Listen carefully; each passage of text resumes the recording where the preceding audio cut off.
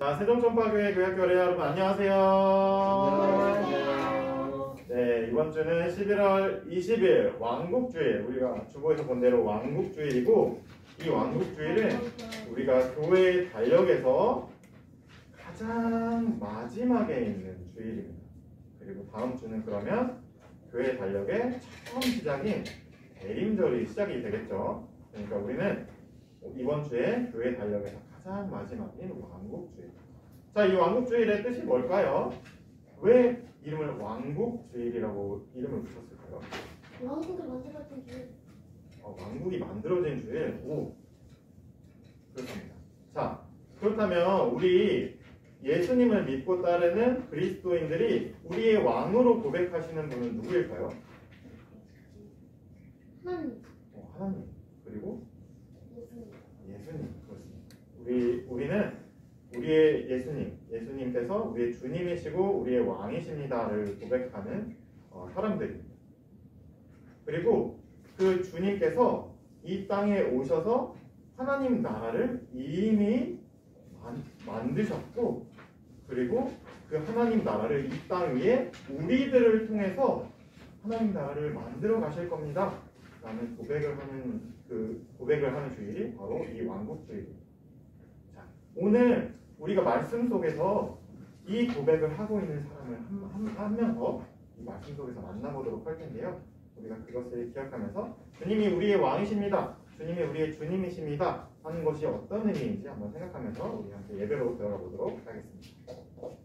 자, 먼저 찬양하도록 하겠습니다. 세 계명을 너희에게 주노니 함께 찬양합니다.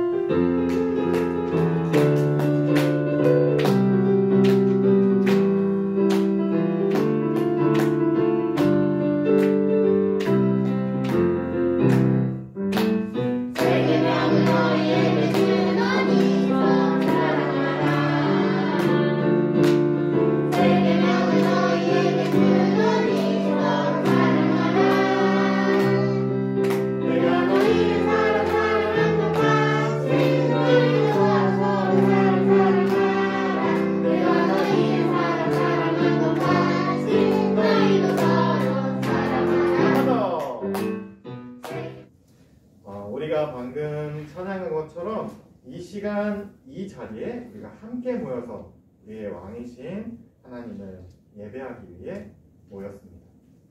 그 마음을 담아서 주님, 이 예배의 자리, 이 예배의 시간, 이 예배 공간에 우리와 함께 해주세요 하는 마음을 담아서 초에 불을 붙이도록 하겠습니다.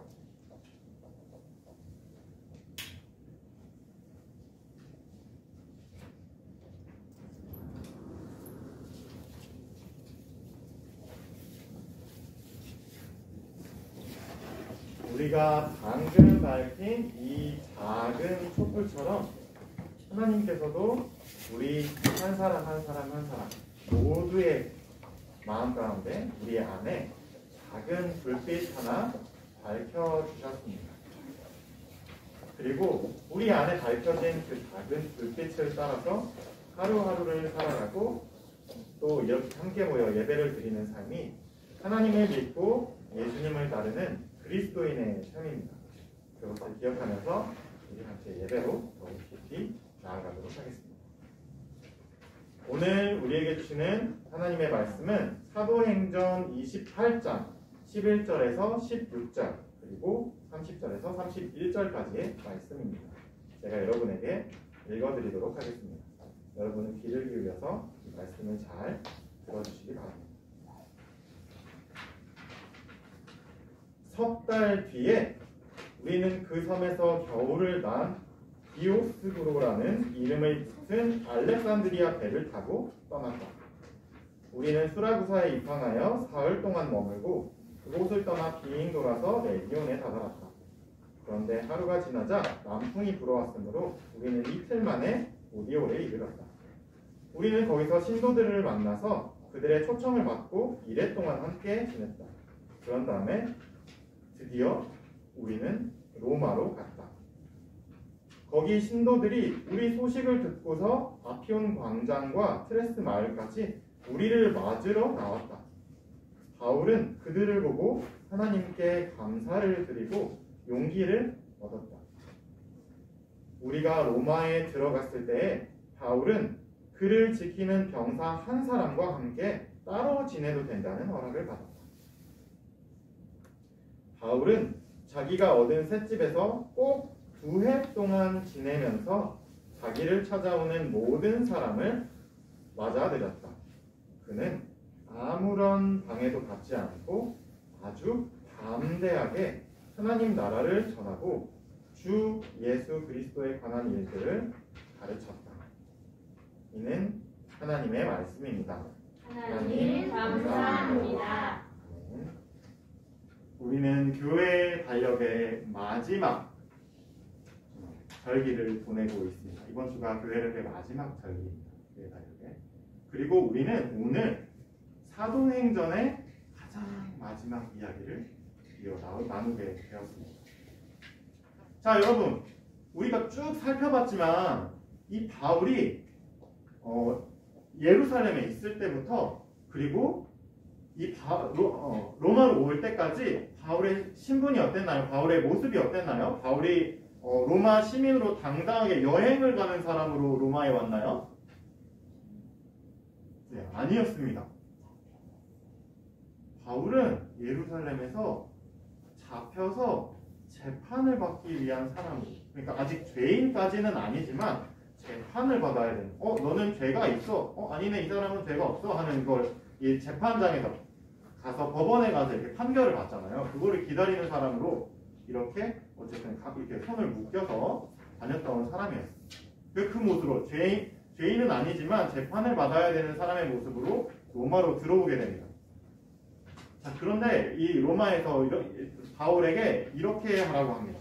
자, 지금 이 사람은 죄인입니다. 당신은 죄인입니다. 라고 재판을 받지 않았기 때문에 감옥으로는 가지 않아도 좋습니다. 그렇지만 바울 당신은 황제 앞에서 재판을 받아야 되는 사람이기 때문에 한 집에서, 아무 곳에서나 한 집에서 이때 그 집 밖을 나가서는 안 됩니다. 그리고 당신을 감시하는, 항상 지켜보는 로마 군인이 한 사람이 꼭 당신 곁에 항상 붙어 있어야 됩니다. 라고 이야기했습니다. 자, 여러분 한번 생각해 보시기 바랍니다. 집이 그렇게 바울의 고향이 아니기 때문에, 그리고 이 집을 바울이 직접 얻어야 됐습니다. 바울이 돈을 내서 그 방 한 칸을 구했을 겁니다. 그래서 아마도 넓은 집, 아주 으리으리한 집이 아니라 우리가 주부 앞에서 본 것처럼 거의 뭐 집안에 장식도 없고 뭐 농도 없고 소파도 없고 뭐 거의 아무것도 없는 이런 집에서 바울이 머물러야 했을 겁니다. 자, 그럼 아마도 작았을 그 집에서 바울이 밖으로 나가지 못합니다. 작은 집 안에서. 그리고 자기를 항상 감시하고 있는 로마 군인이 그 집안에 같이 지내고 있습니다. 바울의 삶을 한번 생각해 보십시오. 이 사람은 로마 시민이지만 지금 전혀 우리가 생각하는 자유가 없는 사람입니다. 거의 감옥이나 다름없는 집에, 집 한 칸에 밖으로 나가지도 못하고 집 안에 갇혀 있어야 되는 실세입니다. 자, 이 생활을 바울이 얼마 동안이나 했을까요? 일주일? 한 달? 2주. 재판을 받기까지 얼마나 걸렸을까요? 한 달? 1년? 네, 점점 가까워지고 있습니다. 네, 그렇습니다. 바울이 황제 앞에 재판을 받기까지 2년이라는 시간이 걸렸다고 합니다. 네, 그 좁은 방 안에서, 집 안에서 밖으로 나가지 못한 채 이 바울은 2년의 시간을 보냈다고 합니다. 네, 생각만 해도 답답하지 않습니까? 자, 그런데 이 밖으로 나가지 못하는 바울이 이 셋집에서, 바울이 자기 돈으로 직접 구한 이 셋집에서 어떻게 지냈는지 성경이 이야기해주고 있는데요. 어떻게 지냈냐면 사람들을 초대했습니다. 밖으로 나가지 못하기 때문에 사람들을 이제 그 로마에 있는 교회의 그리스도인 형제 자매들을 통해서 사람들을 초대했습니다. 그 셋집으로. 그들에게 하나님의 나라, 그리고 예수님께서 우리의 왕이세요 하는 그 복음을 이 사람들에게 열심히 1년 동안 전했다고 합니다. 사람들이 그 이후로 이 셋집에 작은 셋집에 바울이 전하는 하나님 이야기, 바울이 전하는 그 복음을 듣기 위해서 아주 많이 찾아왔다고 해요. 바울은 그 2년 동안 모든 찾아오는 사람들을 환영하고 하나님 나라를 전하고 하는 건데, 네. 그리고 예수님이 우리의 주님이십니다 하는 사실을 전했다고 합니다. 자, 그런데 여러분, 여기서 아주 놀랄만한 사실이 하나 있어요. 자, 뭐냐면 어떤 이야기냐면, 자, 이 당시에 로마의 이 로마 제국의 왕이 누구예요? 그렇습니다. 로마 황제입니다. 로마 황제가 온 이 커다란 로마를 다스리는 최고의 높은 사람입니다. 모든 힘을 가지고 있는 사람입니다. 모든 로마의 사람이 그 황제 앞에 엎드리고 절하는, 네, 그 바로 가장 높은 사람이 바로 그 로마 황제입니다. 자, 그리고 로마 황제는 왕뿐만 아니라 이 로마 황제를 사람들이 뭐라고 불렀냐면 우리의 로마의 주님이십니다 라고 불렀습니다. 로마 황제가, 이 로마를 다스리는 로마 황제가 나의 주님이십니다 라고 사람들이 이야기해요. 자, 그런데 이 바울을 한번 보십시오. 바울이 있는 곳이 어디입니까? 로마 황제가 살고 있는 로마의 가장 중심, 로마의 수도, 로마의 그 도시, 그곳에 있습니다. 어쩌면 로마 황제가 살고 있는 그 궁전에서 얼마 멀지 않은 곳에서 이 바울이 그 셋집이 있었을지 모릅니다. 로마 황제의 궁전과 로마 황제를 지키는 군대가 바로 앞에 있는 바로 그곳에서 바울이 아주 용감하게, 성경에 그렇게 나와 있거든요. 바울이 용감하게, 담대하게 예수 그리스도가 우리의 주님이십니다 라고 그랬다고 이야기해요. 그러니까 무슨 말입니까 이게? 로마 황제가 우리를 다스리는, 그리고 우리가 이렇게 살아야 돼 하고 정하는 로마 황제가 우리의 주님이 아니라 누가 주님이시라고요? 바울이 누가 주님이시라고 이야기한다고요? 사람들에게 가르치신다고요? 예수님, 예수 그리스도, 하나님의 마음을 담은 그 예수 그리스도가 우리의 주님이시라고 고백하는 거예요. 자, 만약에 이 바울의 이야기를 지나가는, 혹시 이렇게 길을 걷던 로마 군인이 듣는다면 어떻게 될까요? 체포해요. 그렇습니다. 이 일은, 바울이 하고 있는 이야기는 어쩌면 반역죄입니다. 로마 황제가 우리의 주님이 아니에요, 예수님이 우리 주님이에요 하는 이야기는 얼핏 듣기에 로마의 황제를 아니라고 말해요. 주님이 아니에요, 왕이 아니라고 말해요, 황제가 아니라고 말하는 일이기 때문에 반역죄에 해당합니다. 근데 그 이야기를 바울은 이 갇혀있는 몸으로 그 작은 새방 안에서 용감하게 이야기하고 있는 겁니다. 자, 우리가 지금 이곳 살고 있는 이 시대에는 왕이나 그러니까 주인과 노예가 없는 시대이기 때문에 왕이 무엇인지, 그리고 우리의 주님이라는 것이, 우리는 주님이고 우리는 그분을 따르는 사람입니다 라는 것이 어떤 것인지 잘 이해가 되지 않을 겁니다. 자, 그러면 한번 생각해 봅시다. 바울의 이야기를 따라서 한번 우리가 거슬러 올라가 보도록 하겠습니다. 바울이 이야기하고 있는 예수님이 우리의 주님이십니다 라고 하고 있는 그 왕, 우리의 주님의 모습을 한번 상상해 보십시다. 그분은 어떻게 죽었습니까? 다른 왕이나 황제들처럼 화려한 무덤 안에 가셨습니까? 이렇게 평생 나이가 들 때까지 편안하게 누릴 것을 다 누리다가 목숨이 다하여서 이렇게 편안하게 죽었습니까? 우리의 왕은? 그렇지 않습니다. 그분은 어디에서 돌아가셨습니까? 네, 십자가 위에서 로마의 반역자라는 꼬리표를 달고 십자가 위에서 처형당해서 돌아가신 분입니다.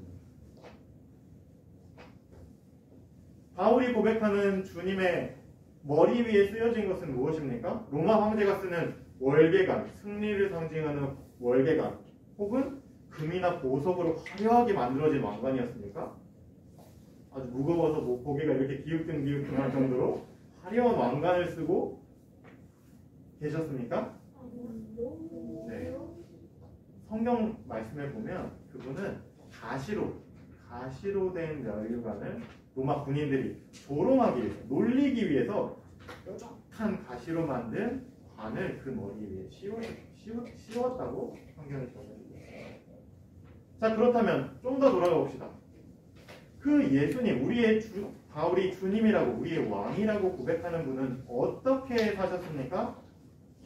수많은 로마 황제처럼 아주 힘이 세고 용맹한 많은 군인들을 거느리고서 자기를 거스르는 사람들을 힘으로 억누르고 제압하는 그런 황제셨습니까?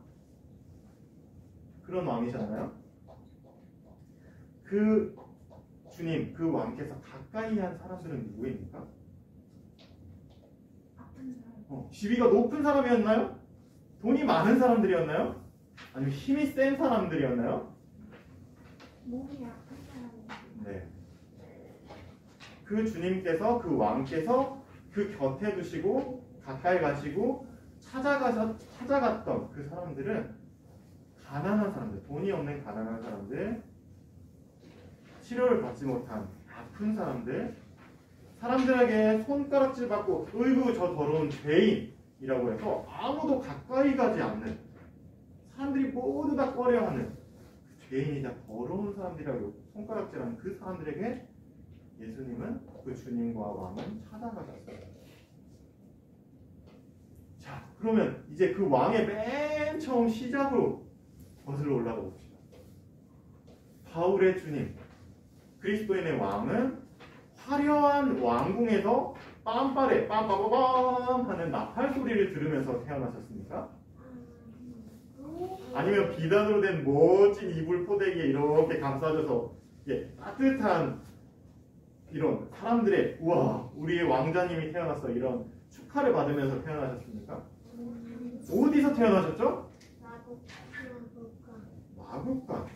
마국간에서도 어디에 누이셨죠? 네. 동물들이, 가축들이 밥을 먹는 그 밥통, 가축들의 밥통인 구유 위에서, 왜냐하면 그 예수님이 태어나시던 그때에 여관에 자리가 없었어요. 사람들이 들어갈 자리가 없어서 그 마국간, 그 구유 위에 태어나서 눕히셨습니다.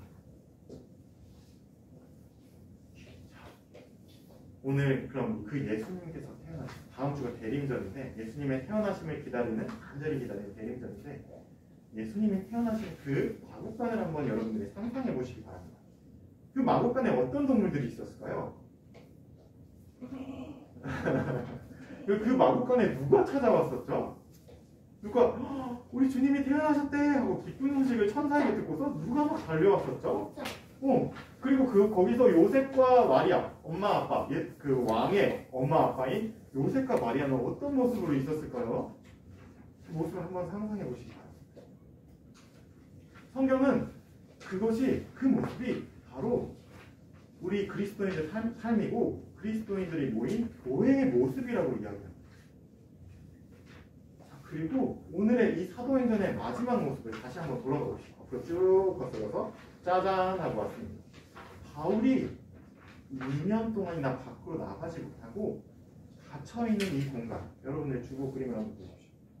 갇혀있는 이 공간, 그리고 예수님의 복음, 예수님이 우리 왕이세요, 예수님이 우리 주님이세요 하고 열심히 자기의 모든 힘을 다해서 사람들에게 그 소식을 전하고, 이제는 할아버지가 되어서 황제 앞에 재판을 받기 전에 노쇠한 몸이 의자에 기대어 앉아서 똘똘히 무언가를 생각하고 있는 이 노인 바울의 몸이 이어져 있는 이 새방, 자기의 방도 아닙니다. 손을 구해서 잠깐 얻은 이 새방에 있는 이 바울의 모습을 보십시오. 이곳이 바로 성경은 교회의 모습이라고 이야기합니다. 그러니까 어때요? 정리해보자면 그리스도인의 모습, 그리고 우리가 왕으로 주님이라고 고백하는 예수님, 그리고 예수님께서 사신 삶을 우리가 그대로 우리가 이 땅 가운데 살아갈 동안 우리가 예수님께서 사신 삶을 우리도 열심히 따라가겠습니다. 제가 주님의 뜻을 받들어서 주님의 마음을 안고 살아가겠습니다. 그 마음으로 고백하는 것이 예수님은 나의 주님이십니다라는 고백이거든요. 예수님을 나의 주님으로 고백하는 그리스도인들이 살아가는 삶의 모양은 어떻겠습니까? 교회의 모습은 또한 어떠해야 됩니까? 우리가 지금 말씀 안에 살펴본 그 베들레헴의 마곡간, 그리고 교회의 모습, 그리고 이 바울이 찾아오는 복음을 듣기 위해 찾아오는 모든 사람들을 환영하고 따뜻하게 맞아주고 하나님의 나라와 복음을 열심히 전했던 그 작은 새빵, 그곳의 모습을 우리가 상상하면서 교회의 모습을 한번 우리가 다니고 있는, 지금 살고 있는 이 시대에 교회가 어때야 되는지, 예수님을 믿고 따르는 삶은 어때야 되는지 여러분들 일주일 동안 되새기는 교회학교 어린이 여러분들이 되었으면 좋겠습니다. 자, 이제 우리가 하나님께 올려드린 헌금을 봉헌하도록 하겠습니다. 내게 있는 양육과 함께 찬양하면서 봉헌합니다.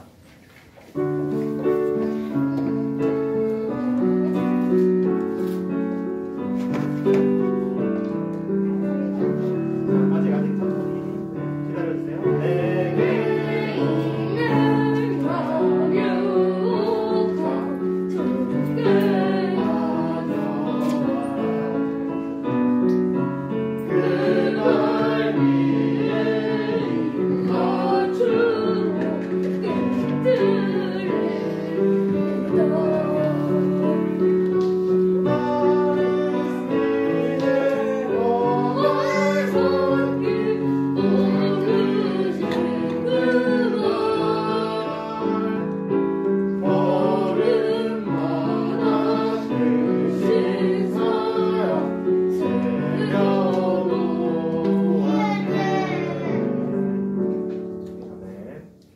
우리가 오늘 들은 말씀 기억하면서 우리 마음에 새기면서 또 우리가 하나님께 기쁘게 올려드린 헌금 위에서 함께 기도하도록 하겠습니다.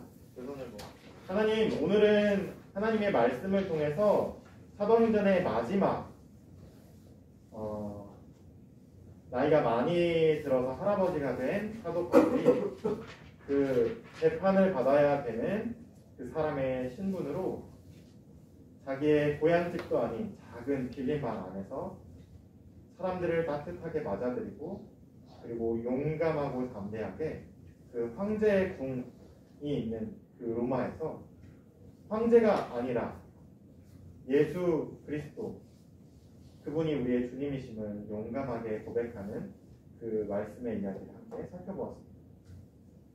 그리고 바울의 그 말씀을 따라서 우리의 주님, 우리의 왕으로 고백하시는 분이 어떤 삶을 사셨는지, 어떤 죽임을 당하셨는지, 또 어떤 탄생의 순간을, 태어남의 순간을 맞이하셨는지 한번 살펴보았습니다. 우리는 부유 위에서 태어나 위이시고 가장 낮고 천하고 가난한 사람들을 향해 다가가시고 그들을 위로하시고 그들을 고쳐주시고 그들을 치유하셨던 예수님의 삶, 그리고 박해와 오해를 받아서 십자가의 반역자로 못 박힌 그 예수님의 죽음까지, 그리고 부활하신 예수님의 그 부활까지 다시 한번 되돌이켜 보았습니다. 우리의 주님, 우리의 왕은 바로 예수 그리스도십니다. 그런 삶을 사시고 죽임을 당하시고 부활하신 그 주님을 따라서, 그 주님을 믿는 믿음으로, 그 주님을 따르는 우리의 신앙의 결단으로 우리가 주님을 따라 우리가 살고 있는 이 시대를 살아가고 용기 있게 그 주님의 복음을 사람들에게 전할 수 있게 주님 우리와 함께 해주시옵소서. 또 그것을 위해서 하나님께서 우리에게 일용할 양식으로 주신 한 오멜의 만나 항아리 중에서 우리가 그것 가운데서 하나님께 드릴 것을 기쁘게 떼어서 하나님께 다시 한번 올려드립니다.